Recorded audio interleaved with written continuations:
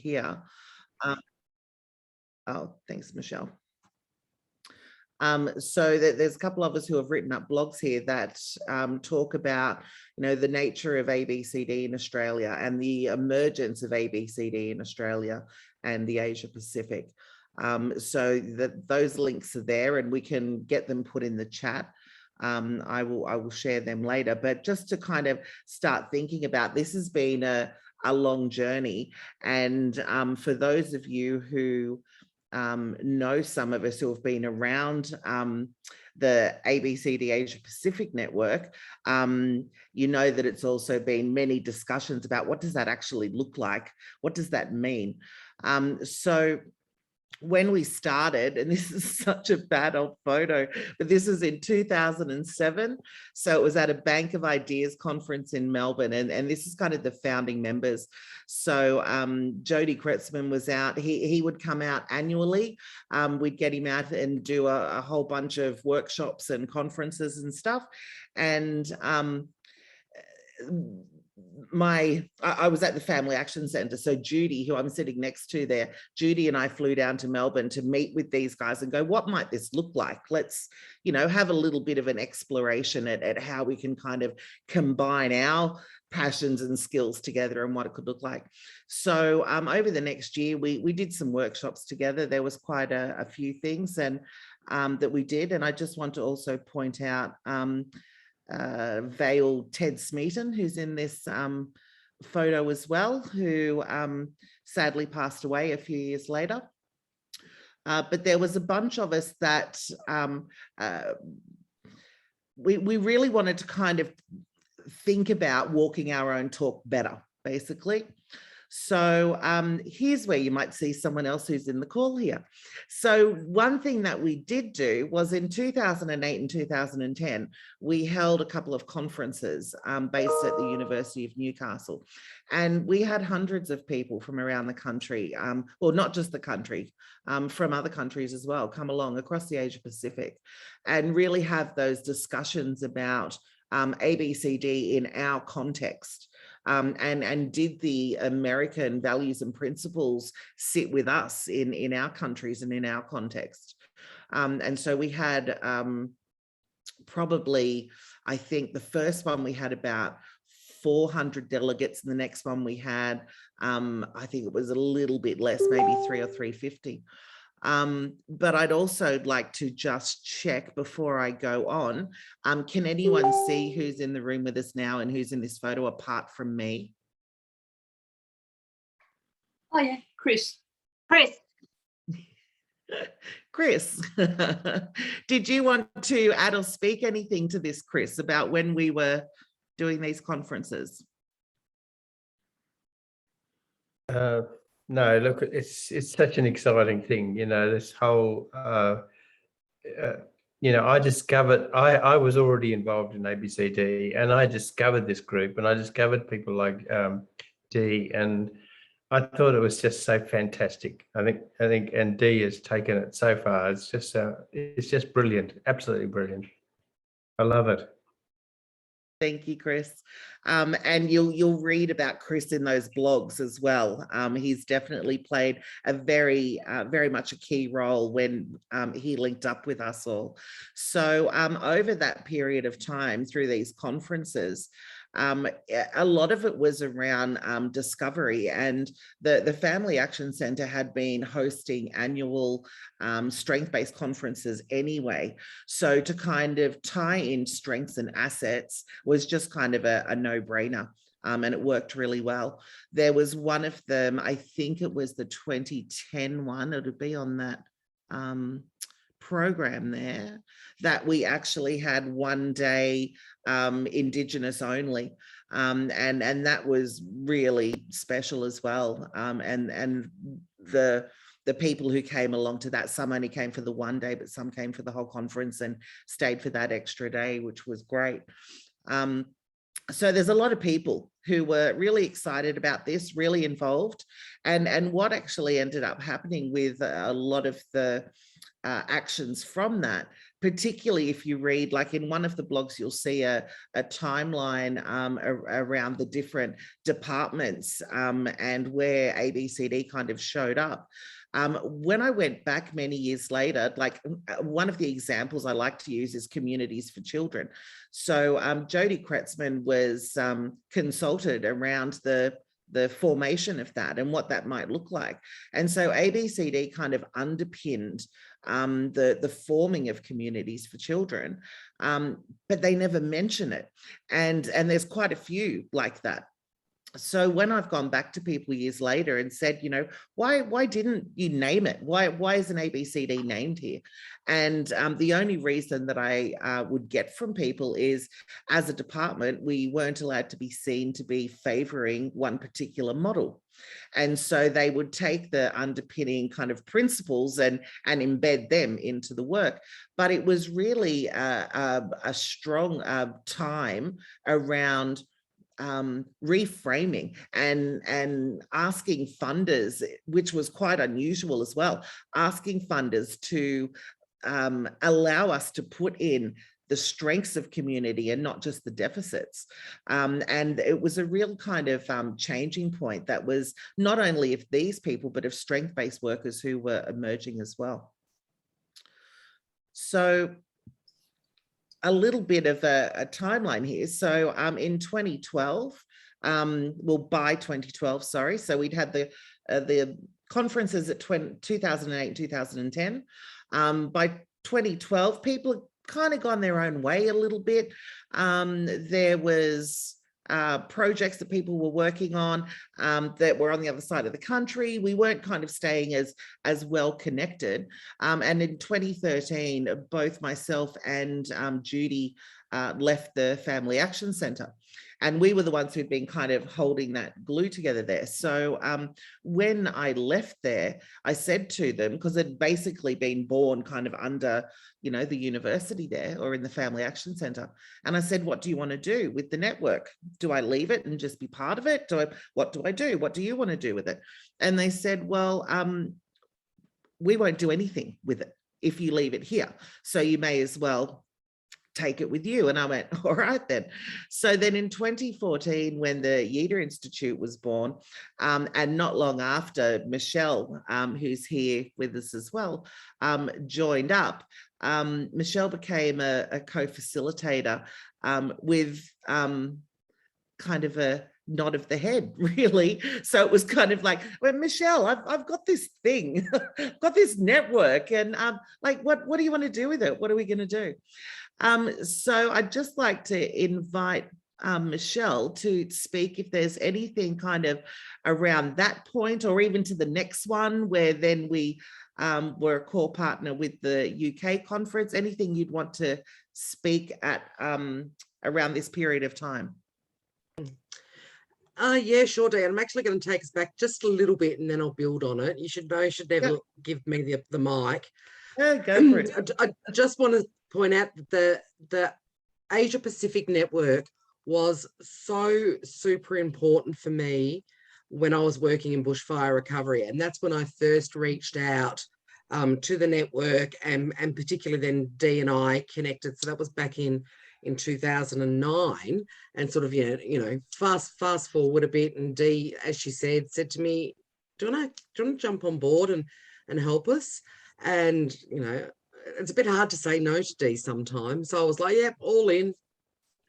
And then we, as Dee said, we partnered with the second international ABCD conference in Blackpool. And then, you know, with Peter Kenyon on the ABCD, the first ABCD conference in Goa.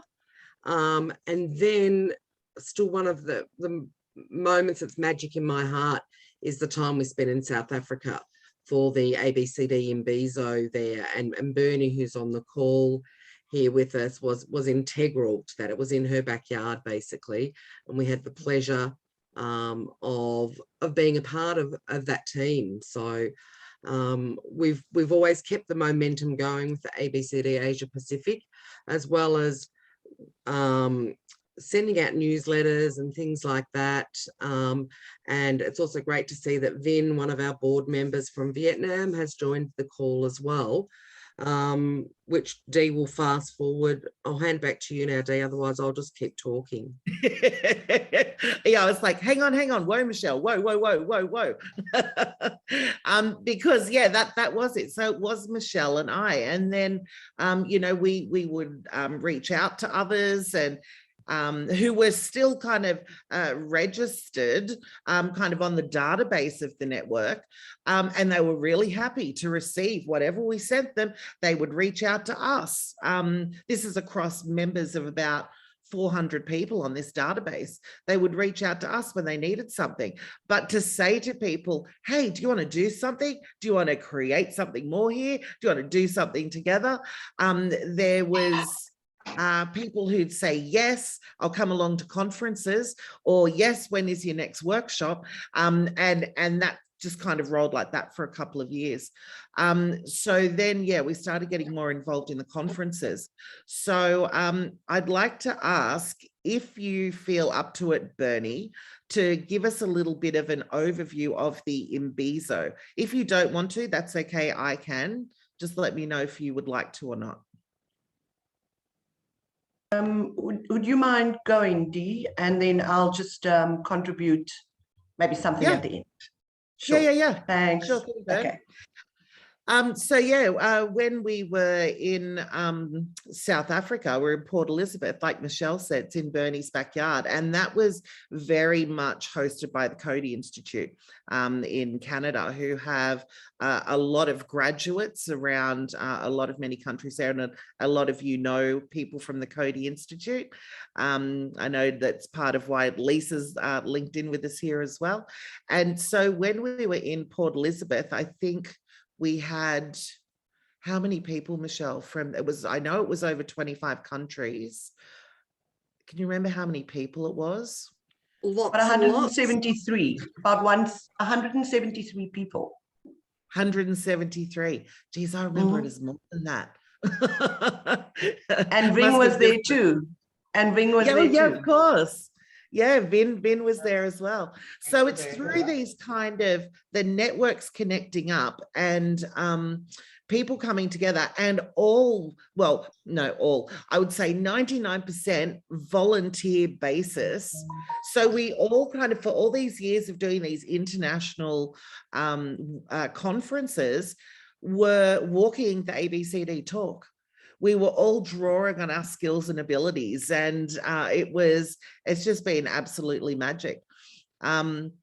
So as we kind of went through each of those conferences, of course, we get to know more people. And this is why, you know, Michelle and I end up last year in 2020, putting our hands up to our global community and saying, hey, we're in lockdown, it's a bit lonely, who wants to do a thing?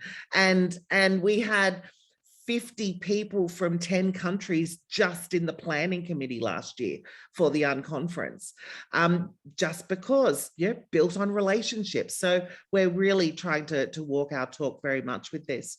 We've had conversations about, should we charge for the conference? No, we don't want to. Or sorry, for the Unconference.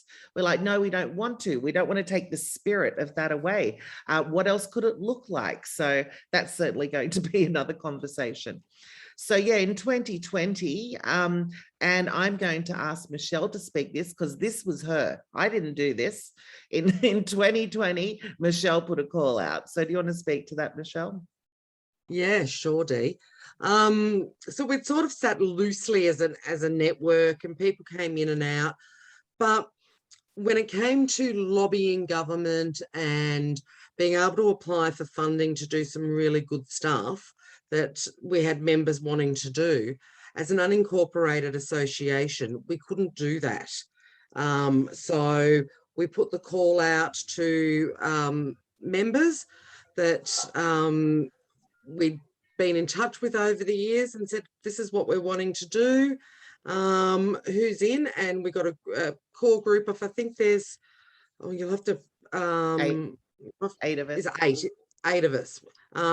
So we're across Australia, and of course we have Vin in Vietnam, who is now the board. So we've become a legal entity.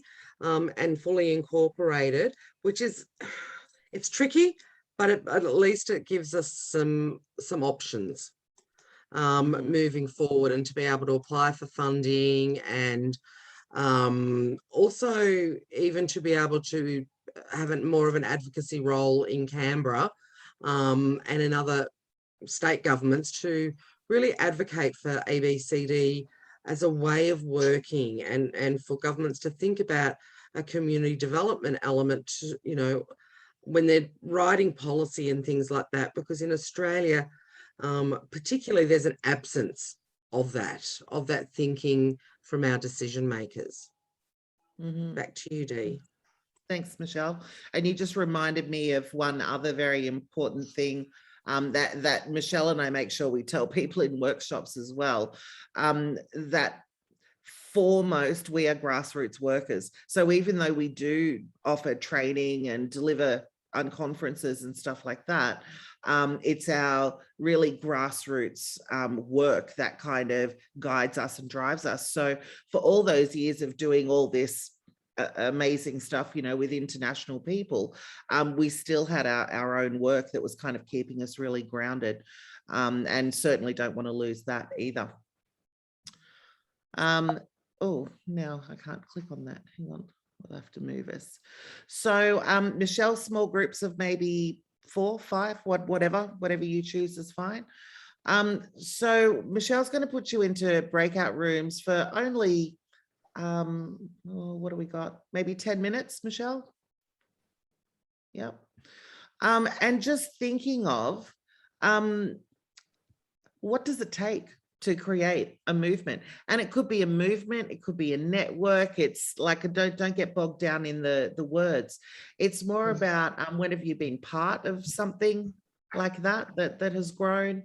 Like I know, Joe, you've got a whole bunch of strategies and steps and stuff I'm sure you can think of, you know, when you get that momentum going and when things are building, and just sharing kind of steps and strategies. What did you take, or even just share a time you were part of. So of course you're not going to be marked on this, we're not going to write it down anywhere unless you want to, but it's really just to have some smaller discussions about with some other people about what it might take to create a movement or a network or a good group of people.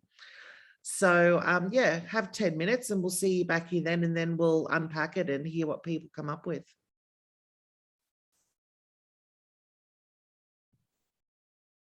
Thanks, Michelle.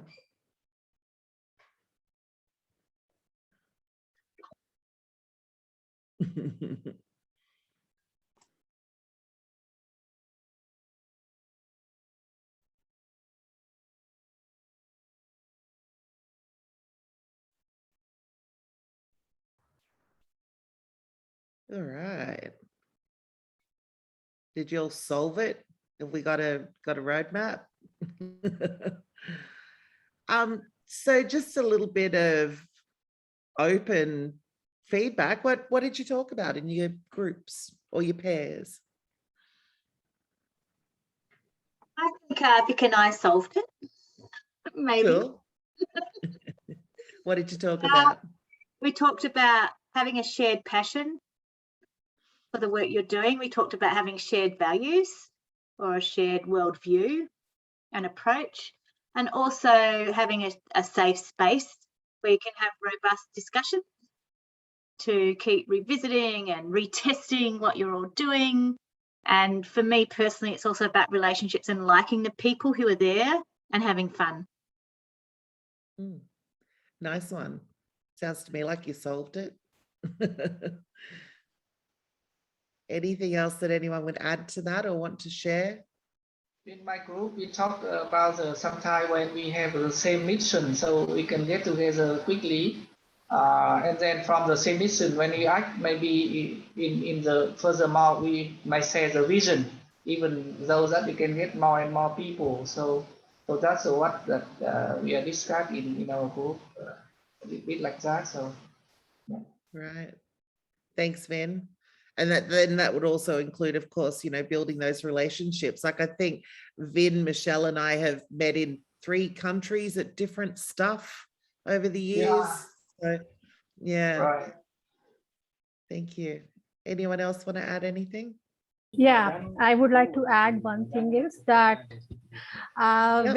when we want to create any movement, there should be some kind of a motto, a clear vision that why we want to achieve something, why we want to make such changes.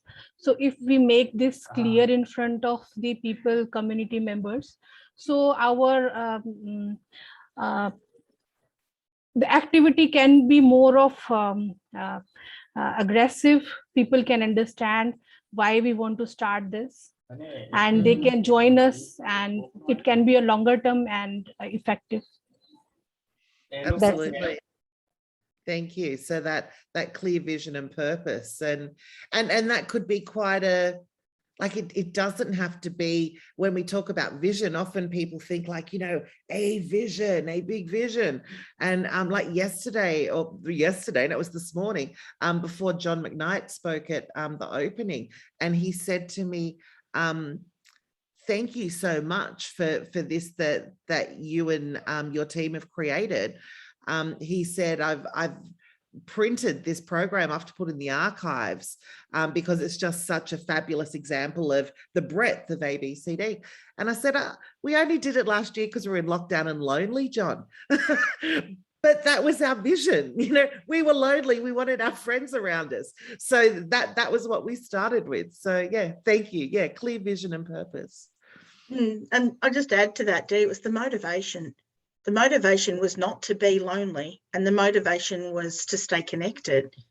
And I think that, and in Irene's session today, that was something we were talking about as well, is if you have the motivation to act, and you've got the people who, you know, will walk beside you on a journey, you will more likely take the journey than go on your own. Absolutely. Thanks, Fiona. Did you have your hand up, Chris, or were you pointing at country numbers? I saw your hand.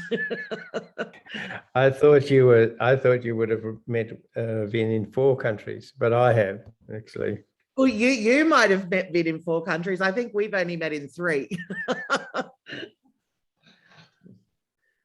Can I ask a question if people have experienced this? Because we do all this sort of bringing people together, so it's everybody's journey, it's everybody's passion. And what happens quite a lot in our communities, that somebody wants to jump up and be the hero. There's always somebody that wants to get to the front and wear the big hats, even though you keep trying to navigate these very around the table relationships and conversations. Have you any strategies for that, please? Yep, give them a task. Getting busy with someone else, yeah. Michelle, you look like you're nodding. You got something to share there? Yes, or at the beginning, starting with some principles of working together. And then when they go off on their little hero journey, bring them back, you know, come back as a group and say, are we still working along that, you know, with these principles that we all agreed upon? Are we still working that way? It's a way of checking in with everybody as a group. Have we lost our way, and what does that look like for everybody? Bringing everybody back to the same page. Because quite often those people that do go off on those hero journeys, they're not aware of it. Yeah. So, you know, it can be a nice reminder sometimes, yeah. Thank you. I like the check-in rather than challenging them. If we're all checking in together, we scoop it up lovingly. Thank you so much. Thank you. Absolutely. And we'll often, because we do the principles of working together before any group we work with, and we write them up on the wall. So as we're going through, whether it be days or weeks or whatever, if something pops up, anyone in the group can say, hang on, here's our principles. Does that align to what we talked about? Do we need to amend it? Do we need to talk about it? Is that, you know, so we can always go back and revisit those principles. Fab, thank you. I'll just add to that is, oh, sorry, Karen, go. There were 2 things that we talked about in that group. One was being in Sri Lanka and being surrounded by a government that's threatened by NGOs, so being quite isolated. So I'm speaking for Puerto Rico. And another thing that hasn't been mentioned yet was a question about the difference. Is there a difference between a network and a movement? Oh, yeah. Yeah. That's another hour, Karen. That's that's a whole nother session. I realized I mixed those two up, but absolutely. Yeah. Irene, do you want to have a last word before we wrap up? Yes. I was going to say that, totally agree that, the passion, the values, all of that's very important.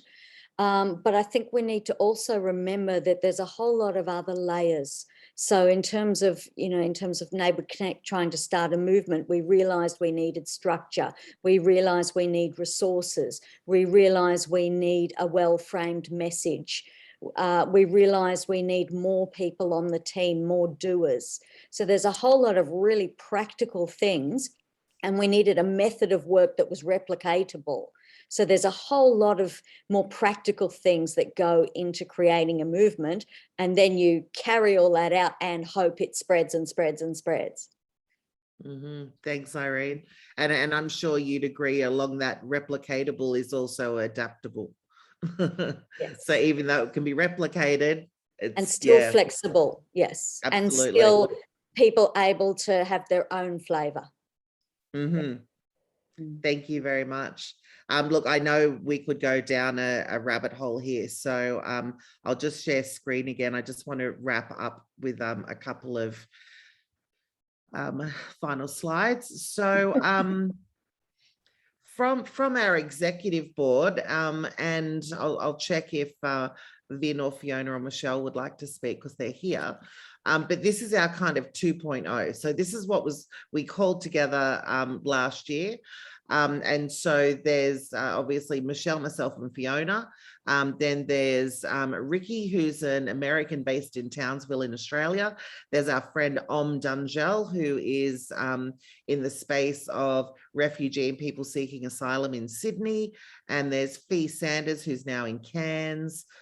She was very much a strong offsider with Rick Thompson, who was one of the founding members of this network, for anyone who knows Rick, and very strong in the disability sector. And then we've got Vin, of course, who's on the call here, and Alan, who has spent many, many years in local government, spruiking and trying to kind of grapple with the challenges that come from trying to apply ABCD in a top-down environment. And he spent a lot of years at Shoalhaven in New South Wales, and he's now up in Cairns.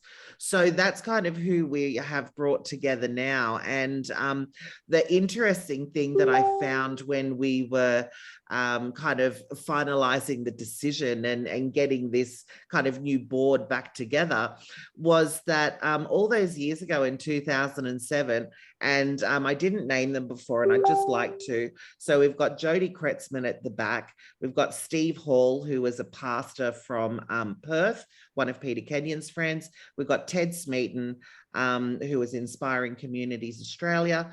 Then Rick Thompson, who was in Townsville, and he's retired but not retired, got his own new business again. And then Peter Kenyon, of course, many of you know from Bank of Ideas. Then myself and Judy down the front, and then David Wilson, who is in New Zealand with Heritage Futures, who looks a lot at the culture and stories and heritage of a place as an asset.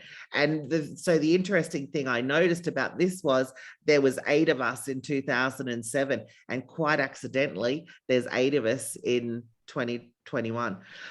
So it kind of felt like a nice kind of mantle to pass on. So we're going to be having a strategic planning kind of session. And so Fee, who is now on the board with us here, is going to go and ask Rick Thompson, who was one of the founding members, to come and facilitate us through that with the knowledge that, he can bring from all those many years of work. So that's where we're at the moment.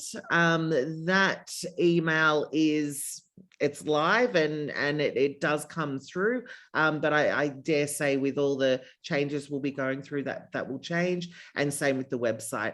At the moment, it's still kind of auspiced by the YIDA Institute where Michelle, Fiona and I work, but we have already claimed the domain name for the new site. We just haven't shifted over there yet. So that's the plan, and that's where we're up to at the moment.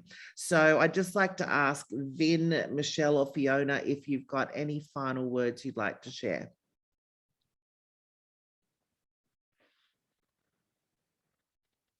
I'm very happy to be in the board, and then I think that's a chance that we work together for the further ABCD development. And with joining the team there, I think that I can continue to learn and share more ideas from Vietnam, and we change the idea, and then we come back to Vietnam and think of how we make it a movement in Asia Pacific. Is something very excited for me.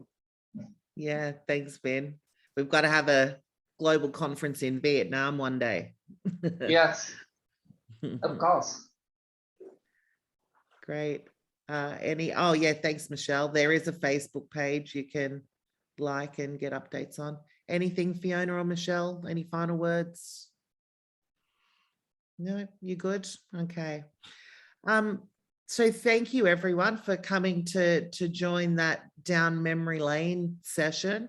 And thank you for the feedback as well around the breakout groups. It's really good to be in such fine company. And there was where is it in here? Bernie wrote a beautiful message before in the chat. So Bernie wrote, I love the voluntary nature of the ABCD family.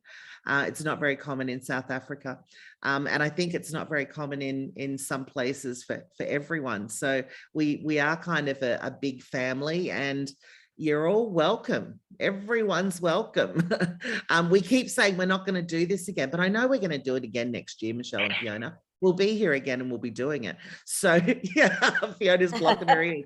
But please come join us. Come be part of, the discussions, the conversations. And thank you so much for being here at this session, and enjoy wherever you're going to next. Thank you. Thank you very much. Thanks very much. Thank you. Thank you. Thank you. See you. Thanks, everybody. Thank you. Thank you, Dee. That was great.